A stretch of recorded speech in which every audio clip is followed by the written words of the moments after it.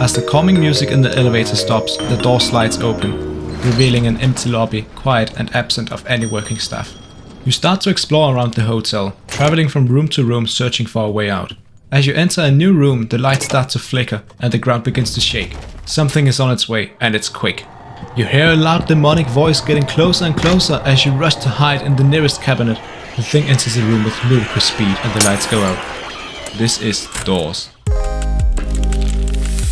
Doors was actually inspired by an older, lesser known game called Spooky's Jumpscare Mansion, which carries the same sort of premise where the player needs to make it out of a giant mansion filled with all sorts of horrors and, well, jump scares.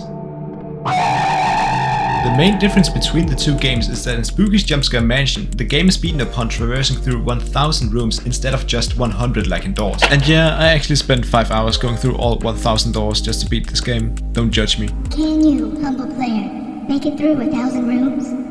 Can you find what lies at the end? Or is there even an end? As well as that, one of the creators has also mentioned another Roblox experience called Rooms being the inspiration for entities such as Rush.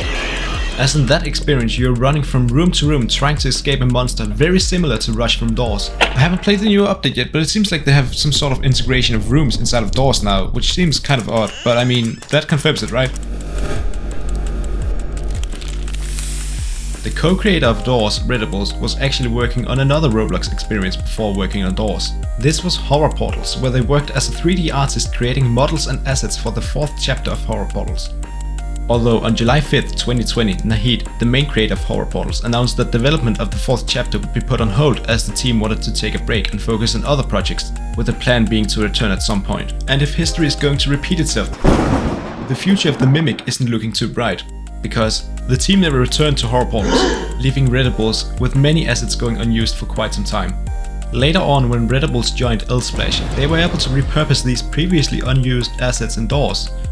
Assets originally planned for Horror Portals include the wardrobe, the clock, the plant, the fireplace along with its tools, tall lamps, the doors, as well as the lanterns found in the courtyard, along with other assets of which can be spotted in early development screenshots of Horror Portals Chapter 4.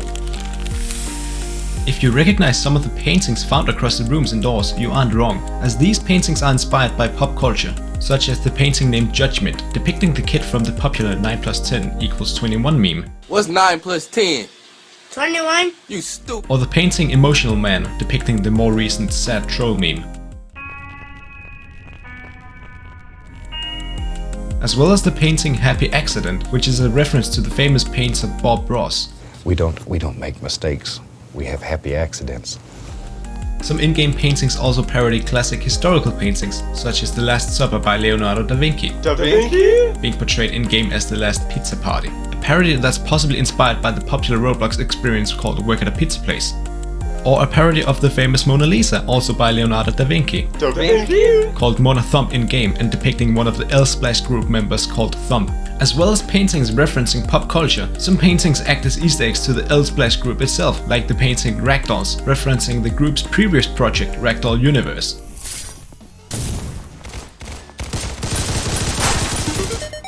And the painting White Top Hat, referencing the creator's top hat on their Roblox avatar. Doors actually contains subliminal messaging in the form of flashing on-screen text telling you what to do in dangerous situations. For example, if you stay in a closet for too long, flashing text will tell you to get out. And similarly, when up against Halt, flashing text will tell you to turn around when Halt is going to appear right in front of you, and run away when you're getting too close to it. Research suggests that being exposed to quick flashes of short text gives the reader an unconscious sense of what to do, even if the reader doesn't have time to make out what the text says. Meaning that you might feel like turning around in this situation, even if you don't know where that urge came from. When running away from Seek, the entity appears twice somewhere between door 30 to 40 and 80 to 90, you can actually stay and explore the final hallway without the fear of Seek chasing you. By turning to either corner down near the exit in the final hallway, the game will still think that you successfully escaped Seek, but rather than being put in the next room, you can now freely explore the previously burning hallway. Even though there isn't much to see, drawers and other furniture can still be opened, possibly containing items which might be crucial if you're low on health. You can also go give Seek a hug for trying so hard to catch you, but for some reason he will become scared of you and moonwalk into the previous room before disappearing. And while you might be surprised to discover that you can't open the door to the next room, all you need to do is backtrack to the previous room you just spotted Zeke moonwalking into. You will fall into the abyss, but don't worry because you won't take damage, but instead get teleported right into the next room, after saying goodbye to the floating arms now below the hallway.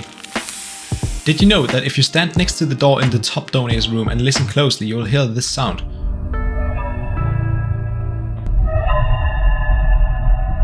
This sound actually comes from the game Five Nights at Freddy's 2 and plays in-game when an animatronic is approaching the office.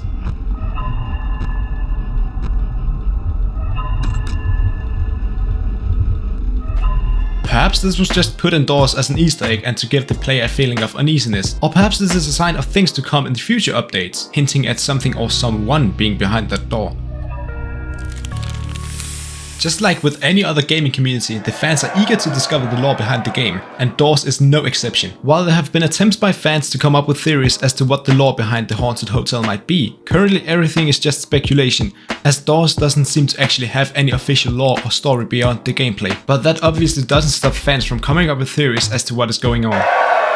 The current general consensus of the lore seems to be that the player stumbled upon a backrooms-esque place resembling the hotel due to an elevator malfunction in the real world.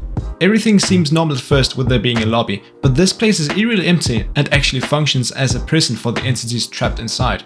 The guiding light, also known as the death screen narrator assisting you with escaping the hotel, is thought to be the merged spirit of multiple players before you who subsequently didn't make it out of the hotel. As each player or run is performed, more information about the hotel is gained to the guiding light, which acts as a bank of knowledge. The guiding light can thus be interpreted as the experience gathered from everybody's previously failed attempts to escape the hotel. As mentioned earlier though, this is all just speculation, but we might actually get to discover the game's real lore soon, as there's a possibility that'll be added through future updates.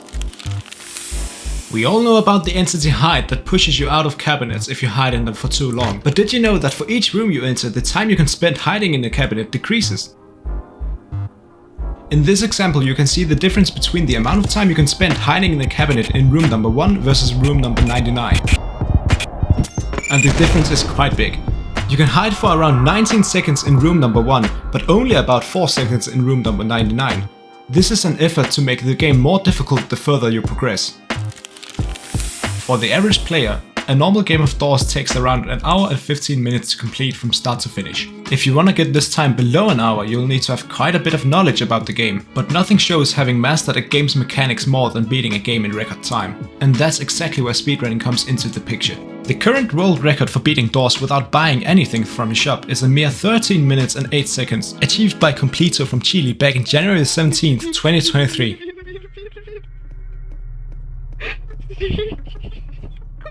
And while that's impressive in and of itself, the beauty here lies in what we can learn from such a quick run. We can always analyze how every millisecond is saved by strategic planning and skillful execution, but let's be real, most of us aren't gonna grind to be the next record holder anytime soon. However, there's still many things we can learn about the game's mechanics by looking at speedruns. For example, you are able to quickly loot the top of a roll-top desk, which often carries items simply by double pressing the interact button behind the top drawer. When encountering eyes, you can avoid taking any damage by simply looking straight down and rocking right through them. When hiding from brush, you don't actually need to enter a cabinet from the front, instead you can simply press the interact button from either side of the cabinet. In room 50, when entering the code and the combination lock, the number wheels will count upward when clicked, but if you right click the wheels instead, they will turn in the opposite direction, counting downward, enabling you to save a bit of time when entering the code.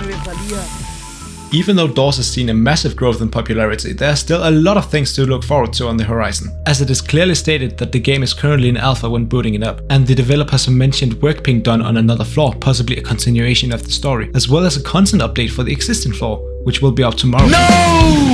Turns out I didn't make the video fast enough and the update has already been out for a week! That's a bummer, since the update actually made some of the minor details irrelevant and wrong. Oh well, to motivate me to create these videos faster, one thing you could do is show your support for the channel by, subscribing. Well, anyway, thank you so much for watching. Bye!